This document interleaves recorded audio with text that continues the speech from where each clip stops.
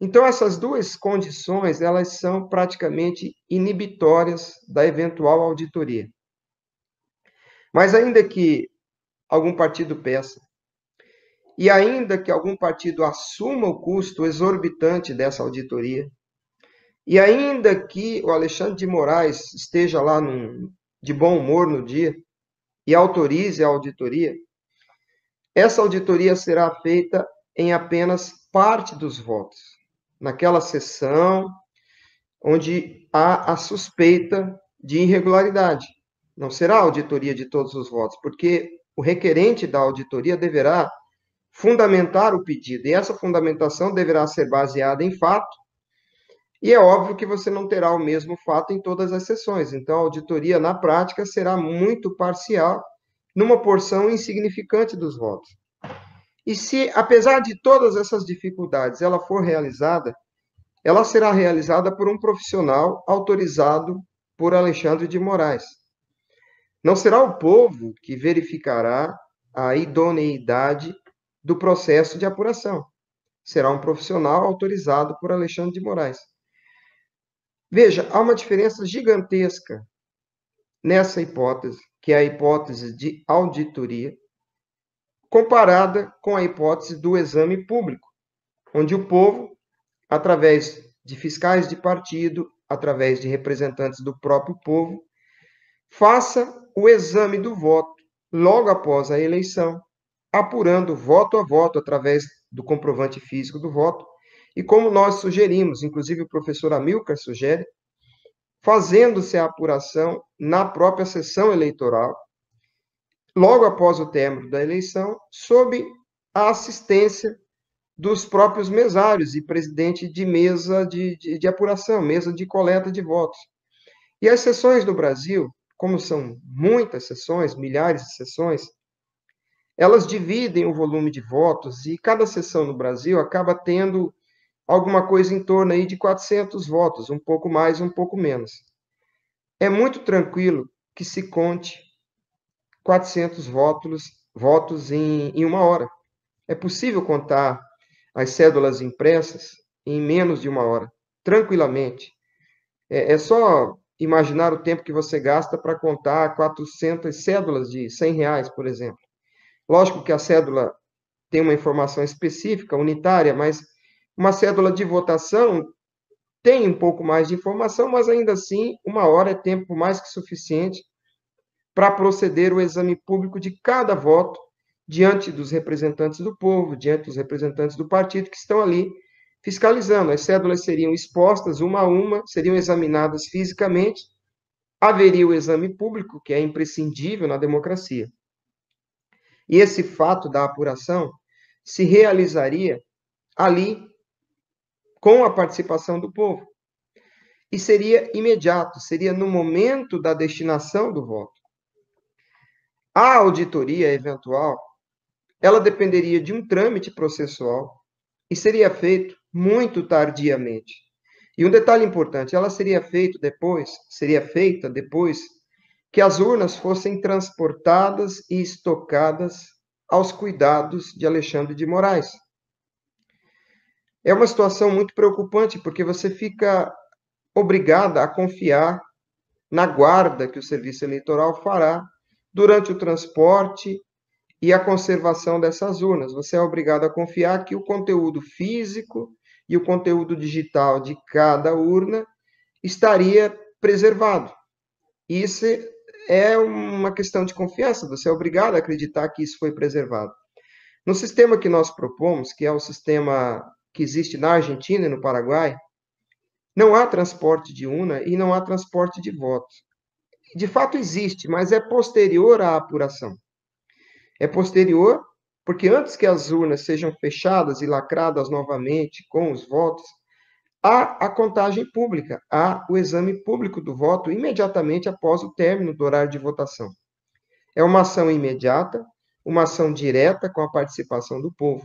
Não é uma ação posterior. Essa auditoria, ela ocorreria muito tempo depois, com todas as dificuldades e ainda esse gravame, que é o fato das urnas ficarem guardadas e dependerem da sua confiança sobre a qualidade e a conservação do conteúdo dessas urnas. E esse fato da auditoria seria muito posterior e seria eventualmente até posterior à posse do vencedor na eleição. Porque nós procedemos à eleição no mês de outubro, dezembro nós temos o recesso forense, nós teríamos 2 meses para que o pedido fosse eventualmente processado e aprovado. Nesses 2 meses poderia haver um indeferimento, eventuais recursos, e toda a discussão processual poderia empurrar a eventual auditoria para fevereiro do ano seguinte, quando os vencedores já estariam em posse, já exercendo o mandato. E aí nós entramos naquela via crucis processual, que é conhecida de todo brasileiro, porque a prestação jurisdicional no Brasil, infelizmente, é bastante morosa. Então, você percebe que esse contexto é bastante diferente de um exame público, de um exame feito pelo povo. Portanto, o tal voto auditável não é, de forma nenhuma, semelhante ao exame público que nós pedimos.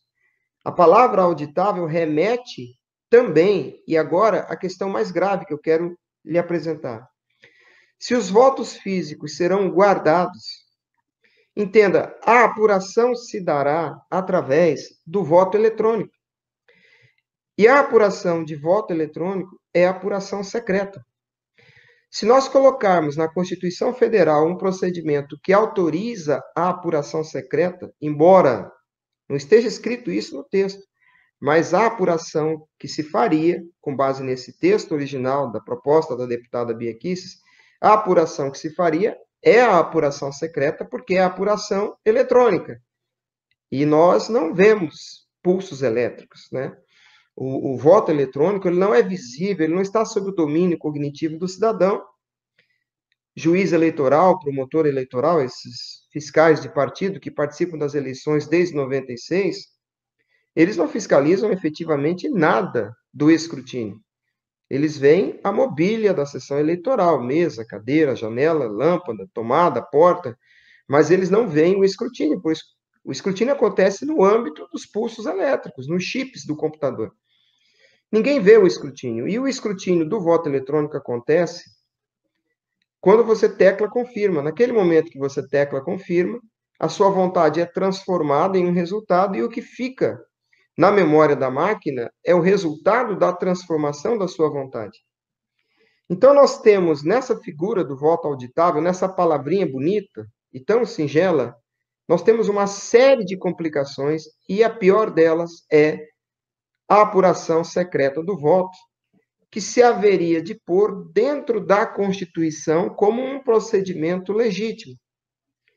Eu sempre digo que a palavra auditável é uma armadilha semântica muito perigosa, porque ela pode homologar a fraude na eleição em 2022. E mais interessante é que ela tem uma eficácia retórica muito boa para os nossos adversários. Ela tem, para o Tribunal Superior Eleitoral, um argumento muito forte, que é a possibilidade do Alexandre de Moraes informar ao Bolsonaro em 2022, e eu creio que Bolsonaro tem grandes chances de vencer no primeiro turno, informar ao Bolsonaro que ele foi vencido, que ele perdeu a eleição, eventualmente Lula venceu, eventualmente Ciro Gomes venceu. Eu penso que a esquerda virá com Ciro Gomes, provavelmente. Eu acho que o Lula é só uma distração. O PDT tem apoio explícito do Partido Comunista Chinês, então eu acho que provavelmente o candidato da esquerda será Ciro Gomes, essa é uma impressão minha, eu posso estar equivocado, mas o fato é que em 2022 o Alexandre de Moraes pode comunicar a derrota de Bolsonaro e ainda robustecer a sua notícia com a seguinte afirmação: nós fizemos a eleição exatamente do jeito que Bolsonaro pedia, exatamente do jeito que os bolsonaristas pediam. Nós fizemos a eleição exatamente do jeito que a deputada bolsonarista Bia Kicis propôs. Nós fizemos a eleição com base no tal voto auditável.